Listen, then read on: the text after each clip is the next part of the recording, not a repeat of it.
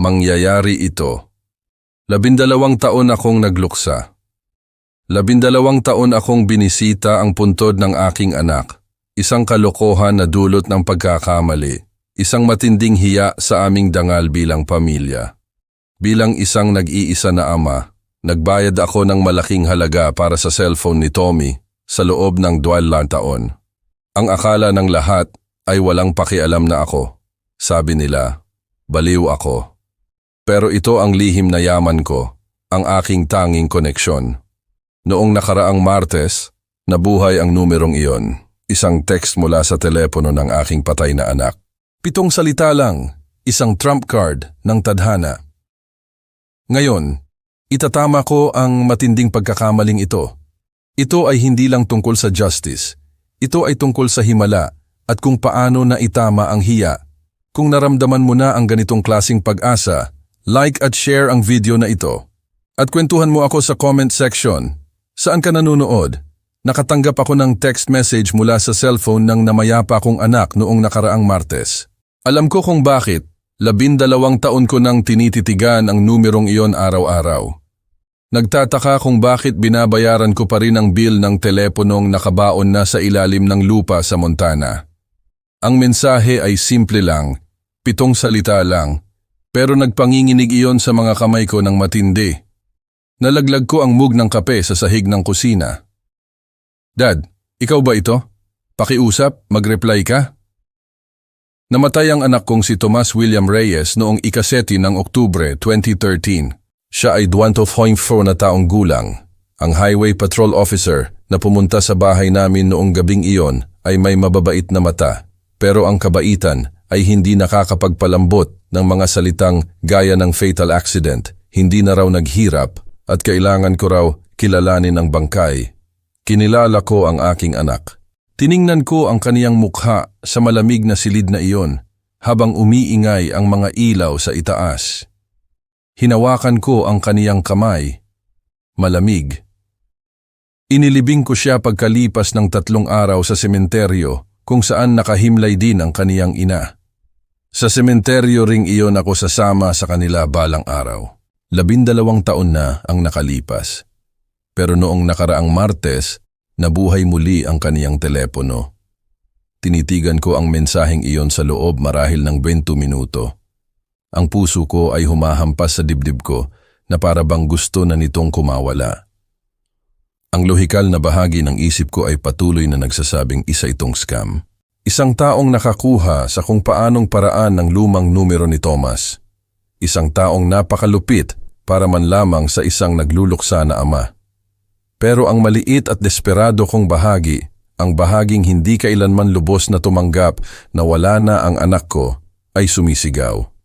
Nanginginig ang mga daliri ko habang nagtatype pabalik. Sino ito? Mabilis ang tugon.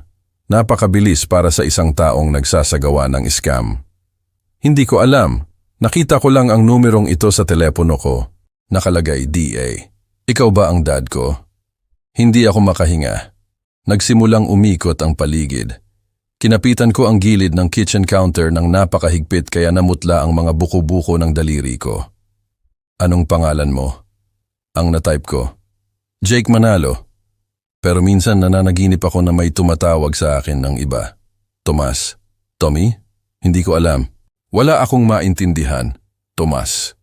Ang pangalan ng aking anak ay Thomas William Reyes. Tinatawag namin siyang Tommy hanggang sa maging 16 na siya at sinabi niyang parang pangalan ng bata iyon. Hindi ito totoo. Hindi ito maaaring mangyari. Nasaan ka? Naipadala ko ang mensahe bago ko pa mapigilan ang sarili ko. Billings, Montana. Nagtatrabaho ako sa Morrison's Custom Furniture sa 3rd Street. Paumanhin kung kakaiba ito. Sa loob ng maraming taon ko nang nakasave ang numerong ito at hindi ko alam kung bakit. Ngayon, may nagsabi lang sa akin na subukan kong tumawag, pero natakot ako at nag-text na lang. Billings. Mga 70 miles lang iyon mula sa Laurel kung saan ako nakatira. Doon nangyari ang aksidente sa I-90 sa pagitan ng Billings at Laurel. Naguunahan ang mga iniisip ko. Hinawakan ko ang cellphone ko ng 2 kamay dahil hindi sapat ang isa para patatagin iyon. Jake, baka maging baliw ito pero maaari ba tayong magkita ngayon? Pinanood ko ang 3 dot na lumabas at nawala. Lumabas at nawala. Sa tingin ko, oo. Nagtatapos ang trabaho ko sa Morrisons ng alas 5. Maaari tayong magkita sa Rimrock Diner sa Grand Avenue ng 5:30. Tiningnan ko ang relo ko. Alas 2 pa lang ng hapon. Parang 1 siglo ang 3.5 oras. Pupunta ako dyan. Hindi ako pwedeng umupo lang sa bahay sa loob ng 3.5 oras. Mababaliw ako. Kaya, ginawa ko ang laging kong ginagawa kapag napakabigat na ng kalungkutan. Nagmaneho ako patungo sa sementeryo. Nagpark ako malapit sa matandang punong oak at naglakad patungo sa puntod ni Thomas. Simple lang ang lapida, itim na granite na may gintong letra. Thomas William Reyes, 1989-2013. Minamahal na anak, mananatili sa aming mga puso magpakailanman. Daan-daan na beses na ako nakapunta rito, marahil libo-libo na. Minsan, kinakausap ko siya, sinasabi sa kanya ang tungkol sa araw ko, kung gaano ko siya namimiss, kung gaano katahimik ang bahay, at kung paanong hindi ko pa rin matapon ang luma niyang jacket na nakasabit pa rin sa closet sa hallway. Ngayon, nakatayo lang ako roon, nakatitig sa batong iyon. Tommy, bulong ko. Hindi ko alam kung ano ang nangyayari. May gumagamit ng numero mo. Sinasabing ang pangalan niya ay Jake Manalo. Sinasabing nagtatrabaho siya sa Billings. Pupuntahan ko siya. Kailangan kong makita. Huminga ang hangin sa mga dahon ng oak. May ilang uwak na nag-iingay sa malayo. Normal na tunog, normal na araw. Maliban sa walang normal tungkol dito. Kung hindi ikaw, patuloy ko, habang nanginginig ang boses ko. Kung isa lang itong kalupitan o nagkataon lang, hindi ko alam kung paano ako mabubuhay pa. Pero kung mayroon lang kahit kaunting pagkakataon, hindi ko na natapos ang pangungusap. Sumakay ako ulit sa truck ko at nagmaneho patungo sa Billings. Dumating ako sa Rimrock Diner ng mas maaga ng 45 minuto at umupo sa truck ko sa parking lot. Pinapanood ang bawat taong dumaan. Nag-vibrate ang cellphone ko. Medyo may late lang ako ng ilang minuto. Darating ako ng 5:45. Sorry. Nag-type ako pabalik ng nanginginig na walang problema at pumasok sa loob para humanap ng pwesto.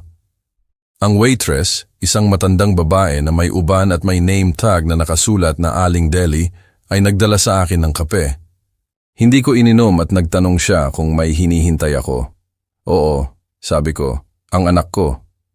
Nang alas 5:52, bumukas ang pinto ng diner at may isang lalaking pumasok. Para akong sinuntok sa dibdib. Mas matangkad siya kaysa sa natatandaan kong si Thomas. Mas malapad ang balikat. May balbas siya, isang bagay na hindi kailanman inalagaan ng anak ko. Mas mahaba ang buhok niya, nakatali sa isang maikling ponytail. Nakasuot siya ng pangtrabaho, jeans at flannel shirt na nakatupi ang manggas at work boots na puno ng sawdust. Ngunit ang mga mata, Panginoon ko, eksakto ang mga mata. Ang tiyak na shade na blue-green na namana niya sa kaniyang ina. Ang parehong medyo baliko na ilong mula nung nabali niya iyon sa paglalaro ng high school football. Ang parehong paraan niya ng pagtayo, nakasandal ang bigat sa kaliwang binte, kanang kamay ay nasa bulsa. Sinuyod niya ang diner at nang tumama ang mga mata niya sa akin, nag-atubili siya. Pagkatapos ay lumapit siya. Ikaw ba si? Nagsimula siya. Pagkatapos ay tumigil. Parang pamilyar ka. Hindi ko alam kung bakit. Hindi ako makapagsalita. Nakatitig lang ako sa kanya. Sa lalaking ito na parang magiging hitsura ng anak ko kung nabuhay siya ng 12 taon pa. Mas matanda, mas may bakas ng panahon, pero anak ko. Ako si Jake, anya, iniabot ang kamay niya. Jake Manalo, kinuha ko ang kamay niya. Mahigpit ang hawak niya, may kalos mula sa paggawa ng kahoy. Totoo, matibay, buhay. Ako si Roberto, nagawa kong sabihin. Roberto Reyes. May kumislap sa mukha niya nang sinabi ko ang apelyido ko. Reyes, inulit niya ng mabagal. Bakit pamilyar yan? Umiling siya at dumulas sa booth sa tapat ko. Dumating si Aling Delay at nag-order siya ng kape. Bahagyang nanginginig ang mga kamay niya. Napansin ko, kinakabahan din siya. Kaya, aniya pagkaalis ni Aling Deli. Kakaiba ito, di ba? Ibig kong sabihin nag-text lang ako sa isang random na numero sa telepono ko at lumabas na, ano? Hindi ko na alam kung ano ito. Gaano katagal mo na nakasave ang numerong iyon? Tanong ko, paos ang boses. Hindi ko alam. Taon na. Sa tagal na meron ako nitong telepono, halos wala akong nakasave sa contacts ko. Tanging ang numerong ito lang na nagsasabing DA at ang numero ng boss ko at ilang katrabaho. Hindi ko gaanong matandaan ang bago noon. Mga 6 na taon na ang nakalipas. 6 na taon. Oo, nagising ako sa isang ospital sa Great Falls 6 na taon na ang nakalipas. Sinabi ng doktor na naaksidente ako. Malubhang head trauma, walang ID sa akin, walang naghanap sa akin. Sinubukan nilang alamin kung sino ako, pero walang lumabas. Kalaunan, pinakawala na lang nila ako. Tinulungan ako ng isang social worker na makakuha ng bagong ID, bagong social security card. Pinili ko ang pangalang Jake Manalo dahil normal lang ang tunog. Nagtatrabaho ako ng odd jobs mula noon. Napunta ako sa Morrison's mga 3 taon na ang nakalipas. Naramdaman kong humigpit ang lalamunan ko. Anong taon ka nagising sa ospital na iyon? 2019, Hunyo. Naalala ko dahil sinabi nila na mga 30 taong gulang ako na nangangahulugang ipinanganak ako noong 89. Tinantya nila batay sa mga bone density test o kung ano paman. 89. Ipinanganak si Thomas noong 89. Ang telepono, sabi ko. Saan mo nakuha ang telepono? Kasama ko iyon sa bulsa ko nang magising ako. Basag ang screen, patay ang battery, pero gumana pa rin pagkatapos kong i-charge. Ang tanging nakasave lang doon ay ang numerong iyon. Ang numero mo. Kinuha ko ang sarili kong cellphone gamit ang nanginginig na mga kamay. Nakakita ako ng isang larawan, isa sa mga paborito ko. Si Thomas sa kaniyang college graduation, nakasuot ng cap and gown, nakangiti ng malaki, ang buong buhay niya ay nasa harapan pa. Jake, sabi ko ng mahinahon, kailangan mong tingnan ang isang bagay. Ibinigay ko sa kaniya ang cellphone. Tinitigan niya ang larawan. Namutla ang kaniyang mukha. Ako? Ako iyan, bulong niya. Paanong may larawan ka sa akin? Hindi ko matandaan iyan. Hindi ko matandaan na nagtapos ako. Hindi ko matandaan ang anuman dito. Ang pangalan niya ay Tomas, sabi ko, at nabasag ang boses ko. Tomas William Reyes. Siya ang anak ko. Namatay siya 12 taon na ang nakalipas sa isang aksidente sa kotse sa I-90 sa pagitan ng Billings at Laurel, Oktubre 7, 2013. Sabi ng pulis, agad siyang namatay. Kinilala ko ang kaniyang bangkay. Inilibing ko siya. Umiling si Jake. Hindi iyan. Buhay ako. Nakaupo ako rito. Alam ko, sinasabi mong ikaw ang patay kong anak. Sinasabi kong eksakto ang hitsura mo sa kanya. Nasa iyo ang mga mata niya, ang ilong niya, ang mga mannerism niya. Pareho kayong ipinanganak sa parehong taon. Nagising ka na may numero niya sa telepono. Natagpuan ka pagkatapos ng isang uri ng aksidente sa Montana. Ang timeline. Jake, paano kung ang aksidenteng kinasangkutan mo ay iyon ding aksidente? Paano kung hindi ka namatay? Kung gayon, sino ang inilibing mo? Iyon ang tanong, hindi ba? Inihagod ni Jake ang mga kamay sa buhok niya, tinanggal ang tali ng ponytail at inihagod ulit ang mga kamay niya sa buhok. Ito ay isang bagay na ginagawa ni Tomas noong stressed siya. Baliw ito, sabi ni Jake. Sinasabi mo na nabuhay ako sa maling pangalan sa loob ng 6 na taon, na sa kung saan mayroon akong ama na nag-akalang patay na ako. Mayroon kang ama na binibisita ang puntod mo 2 beses sa isang linggo sa loob ng 12 taon, sabi ko. At hindi ko na napigilan ang luha. Umagos lang sila, mainit at mabilis, sa pisngi ko. Isang ama na pinanatili ang kwarto mo ng eksakto kung paano mo ito iniwan. Na may jacket mo pa rin na nakasabit sa closet. Na sinasagot ang numero ng telepono mo kapag tumatawag ang mga telemarketer para lang marinig ang pangalan mo. Umiiyak na rin si Jake ngayon. Tahimik na luha na tumutulo sa balbas niya. Hindi kita matandaan, sabi niya. Humihingi ako ng paumanhin. Hindi ko matandaan ang anuman dito. Pero kapag tinitingnan kita, may nararamdaman ako. Na para bang dapat kitang kilalanin. Na para bang sa isang lugar sa kaibuturan ng puso ko, kilala kita. Sapat na yan, sabi ko. Higit pa sa sapat iyan. Umupo kami roon sa diner booth sa loob ng 3 oras. Patuloy na pinupuno ni Aling Deli ang aming kape at hindi nagtanong. Sinabi ko kay Jake ang lahat tungkol sa kaniyang pagkabata, kung paanong mahal niya ang paggawa ng mga bagay gamit ang mga kamay niya kahit noong bata pa siya. Kung paanong gusto niyang maging isang architect, tungkol sa kaniyang ina, si Elisa, na namatay sa cancer noong siya ay 19, kung gaano kami naging malapit pagkatapos noon. Kaming dalawa lang. Sinabi ko sa kanya ang tungkol sa aksidente, kung paanong sinabi ng pulis na nawalan siya ng kontrol sa kurbada habang umuulan, kung paanong lumabas ang kotse sa kalsada at gumulong ng maraming beses, kung paanong tumalsik siya sa windshield, kung paanong nakuha ko ang tawag ng 2:00 ng umaga. Pinakinggan ni Jake ang lahat ng ito. Minsan ipinipikit ang mga mata niya na para bang sinusubukan niyang maalala. Sinusubukang hilahin ang isang bagay mula sa kadiliman sa isip niya. Ang mga muebles, sabi niya sa isang punto. Sabi mo gusto ko ang paggawa ng mga bagay. Gumawa ka ng jewelry box para sa nanay mo noong 12 ka. Inabot ng mga linggo. Mayroon itong masalimuot na mga inlay pattern. Alam kong gawin yan, sabi ni Jake ng mahinahon. Inlay work. Isa iyan sa mga specialty ko sa Morrisons. Basta, alam ko lang kung paano. Hindi ko na kinuwestiyon. Ano pa ang natatandaan mo? Kahit maliliit na bagay. Mga panaginip, sabi ni Jake. Mayroon akong mga paulit-ulit na panaginip. May isang bahay, puti na may asul na shutter. Isang porch na may duyan. Sa loob, may malaking kusina na may dilaw na pader at isang babae. Hindi ko malinaw na makita ang mukha niya, pero humuhuni siya habang nagluluto at nararamdaman kong ligtas ako. Masaya. Hindi ako makahinga. Ang bahay namin ay puti at may asul na shutter. Ipinintura ni Elisa ang kusina ng dilaw dahil aniya, masayahin ito. Humuhuni siya habang nagluluto. Laging humuhuni.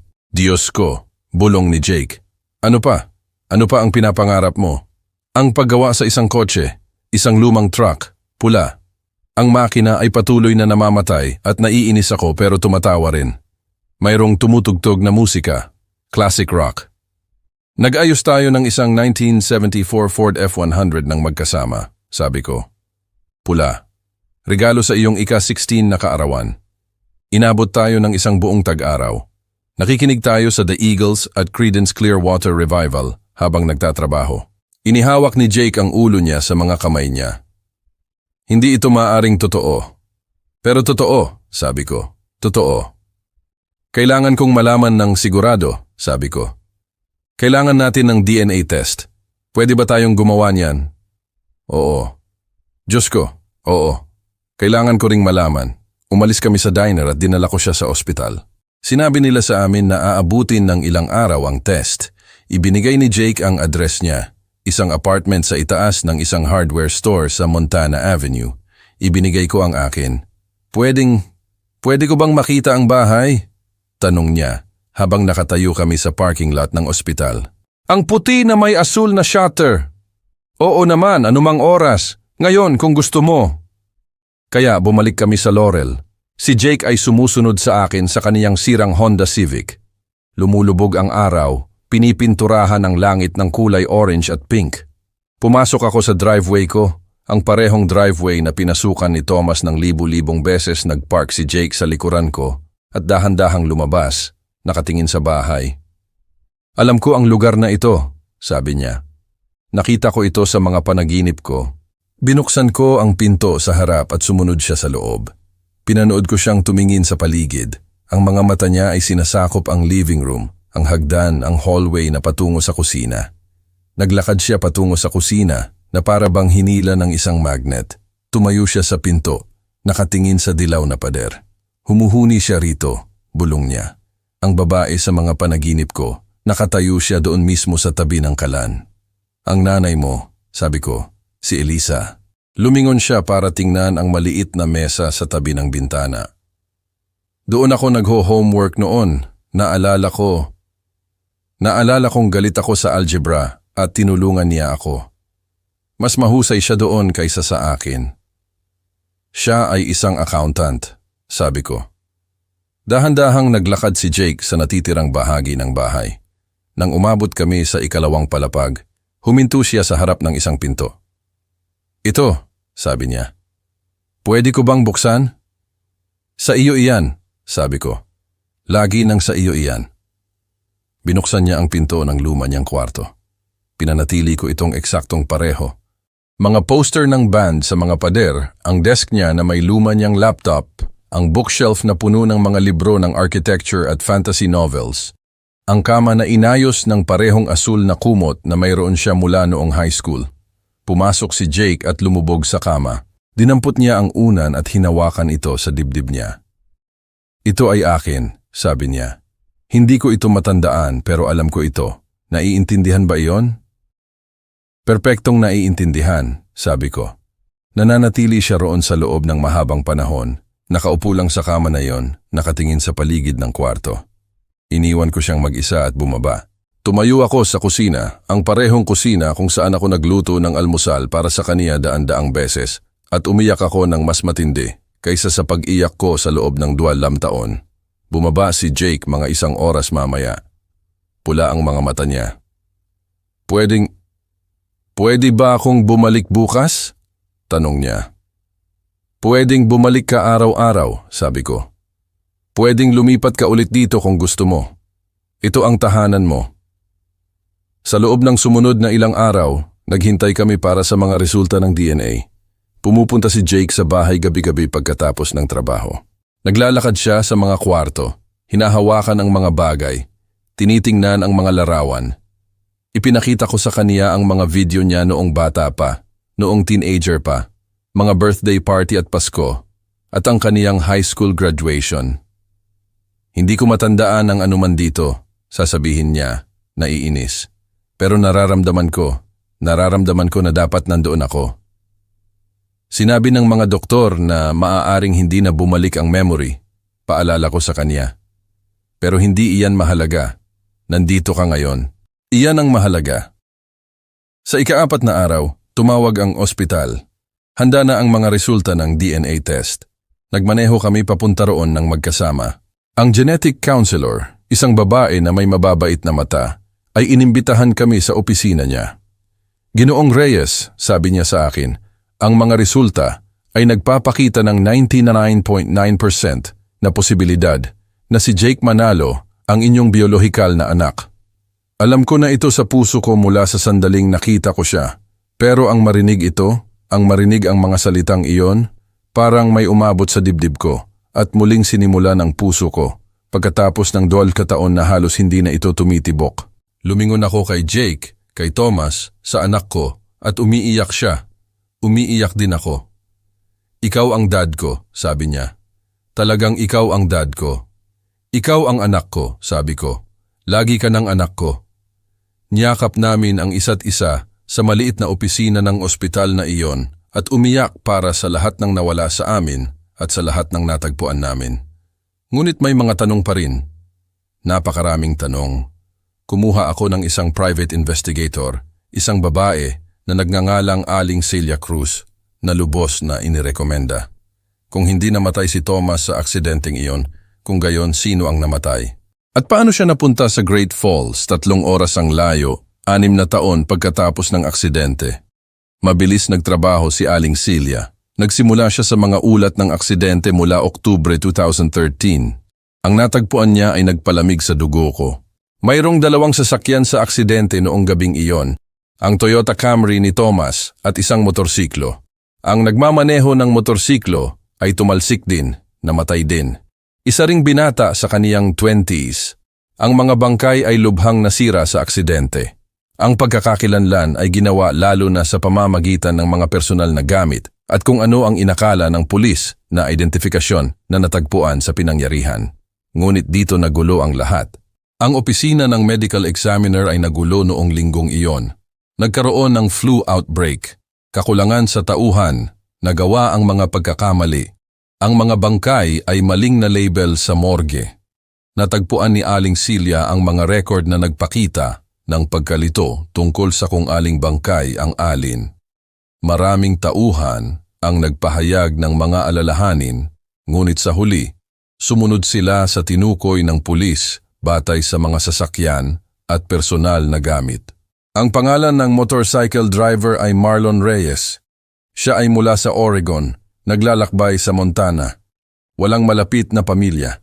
Walang nagpunta para kunin ang bangkay niya. Kalaunan, ito ay na-cremate ng estado. Ang bangkay ni Thomas ay kinuha ko. Maliban na lang, hindi iyon ang bangkay ni Thomas. Si Marlon Reyes iyon. Si Marlon Reyes, na nakalibing sa sementeryo, sa loob ng 12 taon sa ilalim ng pangalan ng anak ko. Patuloy na naghukay si Aling Silya. Natagpuan niya ang mga medical record mula sa Great Falls. Isang John Doe ang dinala ng ambulansya noong Oktubre 2013, 3 araw lang pagkatapos ng aksidente. Malubhang head trauma, maraming bali, walang malay, walang ID. Siya ay nakoma sa loob ng 5 linggo. Nang magising siya, wala siyang memory kung sino siya o kung paano siya napunta ron. Sinubukan ng ospital na itugma siya sa mga ulat ng nawawalang tao, ngunit hindi na iulat si Tomas bilang nawawala dahil inakala ng lahat na patay na siya at inilibing. Ang John Doe na yon ay hindi tumugma sa anumang aktibong kaso. Kalaunan, pagkatapos ng mga buwan ng paggaling, pinalabas siya sa tulong ng mga social services.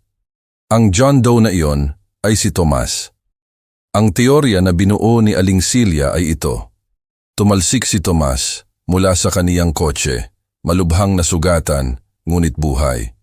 Sa gulo ng aksidente, ang rainstorm, ang kadiliman, ipinapalagay ng mga unang rumesponde na patay siya. Nagpokus sila sa pinangyarihan sa pag-secure ng lugar. Si Thomas ay gumapang palayo o tumalsik ng mas malayo kaysa sa inakala ng sinuman. May nakakita sa kaniya mamaya, tumawag ng ambulansya mula sa Great Falls. Sa oras na iyon, na-process na ng Laurel Hospital ang pinangyarihan ng aksidente, nagawa na ang kanilang mga pagpapasiya. Ang sistema ay nagkamali. Maraming sistema ang nagkamali at nabuhay ang anak ko sa loob ng 12 taon na iniisip na siya ay ibang tao. Nakipagkita kami sa mga abogado. Sinabi nila sa amin na komplikado ito. Ang opisina ng medical examiner ay humaharap sa mga kaso. Ang ospital sa Great Falls ay may sarili nilang mga alalahanin sa pananagutan. Aabuti ng mga taon bago maayos. Wala akong pakialam sa anuman sa mga iyon. Naibalik ko na ang anak ko. Iyon lang ang mahalaga. Si Thomas, gusto pa rin niyang tawagin siyang Jake sa halos lahat ng oras. Iyon ang pangalan na kilala niya sa loob ng 6 na taon, pero minsan, pinapayagan niya akong tawagin siyang Tommy. Iyon ang mga magagandang sandali. Lumipat siya ulit sa luma niyang kwarto. Nagsimulang makipagkita sa isang therapist na specialized sa traumatic brain injuries at memory loss. Sinabi ng doktor na maaaring hindi na bumalik ang mga memory niya. Ang pinsala ay masyadong malubha, ngunit maaari siyang makakuha ng mga piraso, mga bahagi, mga damdamin, at dahan-dahan nakakuha siya. Isang memory ng pag-aaral na sumakay ng bisikleta. Isang memory ng Pasko noong 7 siya. Isang memory ng nanay niya na nagbabasa sa kanya ng mga kwento sa oras ng pagtulog. Maliliit na bagay, mahahalagang bagay. Pinanatili niya ang trabaho niya sa Morrisons. Mahusay siya rito, masaya roon.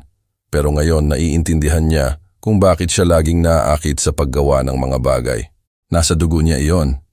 Iyon ang ginawa namin ng magkasama noong lumalaki siya. Nagsimula kami ng bagong tradisyon. Tuwing linggo, nag-aalmusal kami ng magkasama sa dilaw na kusina na yon. Gumagawa ako ng pancakes sa paraan ng paggawa ni Elisa. Umiinom si Jake ng kape at sinasabi sa akin ang tungkol sa linggo niya. Titingnan namin ang mga lumang larawan at ikukuwento ko sa kaniya ang tungkol sa batang siya noon. Gusto kong matandaan siya, sabi niya isang umaga ng linggo habang nakatingin sa larawan ni Elisa. Ang nanay ko, ang asawa mo. Mahal ka niya ng higit sa anuman sa mundong ito, sabi ko sa kanya. Ang bawat mabuting bagay tungkol sa iyo ay nagmula sa kaniya. Ang kabaitan mo, ang pagkamalikhain mo, ang lakas mo. Sana nakapagpaalam ako sa kanya. Nagpaalam ka, sabi ko. Nandoon ka nang mamatay siya. Hinawakan mo ang kamay niya. Sinabi mo sa kanya na mahal mo siya. Ayos lang na hindi mo matandaan. Alam niya kung gaano mo siya kamahal. Tumango si Jake. Hinawakan ang larawan ng dahan-dahan. Sa tingin mo, alam niya na bumalik ako? Oo, sabi ko nang walang pag-aalinlangan. Alam niya. At napakasaya niya, Tommy. Nasaan man siya, napakasaya niya na nakauwi ka na. Pumunta kami sa sementeryo nang magkasama. Tumayo sa harap ng lapid na iyon na may pangalan ni Thomas. Kailangan nating ayusin ito, sabi ni Jake. Si Marlon Reyes ay nararapat sa kaniyang pangalan. Kaya ginawa namin. Iniahon namin ang bangkay ni Marlon Reyes at wastong kinilala sa pamamagitan ng DNA testing. Kinontak namin ang kaunting pamilya niya, mga pinsan na halos hindi na siya matandaan. Pumayag silang kunin ang kaniyang labi. Nagdaos kami ng isang maliit na seremonya. Ibinalik sa kaniya ang kaniyang pangalan. Ibinigay sa kaniya ang dignidad na nararapat sa kaniya. Pinalitan din namin ang lapida ni Thomas. Nakasulat na ngayon, Thomas William Reyes, 1989. Nawala pero natagpuan, nakauwi muli. Dahil hindi siya patay, siya ay buhay. Nakatira siya sa itaas ng isang hardware store sa Billings at gumagawa ng muebles at umiinom ng kape sa kusina ko tuwing umaga ng linggo. Siya ay buhay at isa itong himala. Magpapasalamat ako sa bawat araw na natitira sa akin sa mundong ito. Minsan tinatanong ako ng mga tao kung paano ko hinaharap ito. Gusto nilang malaman kung kakaiba ang mabuhay kasama ang isang anak na hindi matandaan ang pagiging anak ko. Gusto nilang malaman kung masakit na hindi niya matandaan ang buhay namin ng magkasama. Hindi ito masakit. Hindi sa paraang iniisip nila. Oo, nagluluksa ako para sa mga memory na nawala sa kanya. Nagluluksa ako para sa 18 taon na meron kami na umiiral na lang ngayon sa isip ko. Pero hindi ako nagluluksa para sa kanya. Paano ako magluluksa para sa isang taong nakaupo sa tapat ko, tumatawa sa isang hindi magandang biro, humihingi sa akin na turuan siyang gumawa ng resipe ng meatloaf ng nanay niya. Ang bawat araw kasama niya ay isang regalo na hindi ko inakalang matatanggap ko. Bawat almusal tuwing linggo, bawat tawag sa telepono, bawat pagpasok niya sa pintuan na yon, ito ay higit pa sa pinangarap kong posible. Sa loob ng 2 taon ng pagbisita sa isang walang laman na puntod, natututunan niya kung sino si Tomas. Pero mas mahalaga, natutuklasan niya kung sino si Jake. At si Jake ay isang mabuting tao. Mabait, masipag, mapag-isip. Siya ang lahat ng naging si Tomas at higit pa. Siya ay isang survivor. Siya ay isang manlalaban at siya ang anak ko. Noong nakaraang buwan, nangingisda kami ng magkasama. Iyan ay isang bagay na ginagawa namin ni Tomas tuwing tag-araw. Hindi natandaan ni Jake ang anuman dito, pero alam pa rin niya kung paano maghagis ng line. Muscle memory, tawag ng doktor dito. Umupo kami sa pampang ng Yellowstone River habang lumulubog ang araw.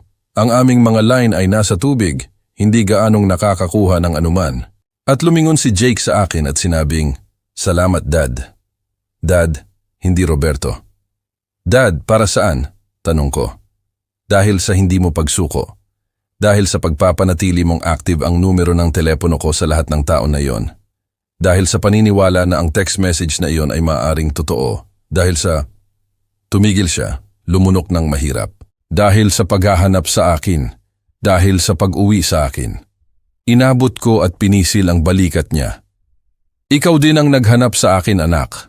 Natagpuan mo ang daan pa uwi ng mag-isa. Binuksan ko lang ang pinto. Umupo kami roon hanggang sa lumabas. Ang mga bituin, ama at anak ay magkasama muli sa isang paraan na inakala kong imposible. Ang ilog ay patuloy na dumadaloy, konstante at hindi nagbabago. Ngunit ang lahat ay nagbago. Lahat ng mahalaga. Ang anak ko ay patay sa loob ng 2 taon at pagkatapos, hindi na. At ngayon nandito siya, buhay, totoo, naroroon. Hindi ito ang pagtatapos na inaasahan ko. Hindi rin ito ang pagtatapos na nangahas akong umasa sa loob ng madilim na mga taon na iyon. Mas mahusay ito. Mas mahusay ito dahil nandito siya.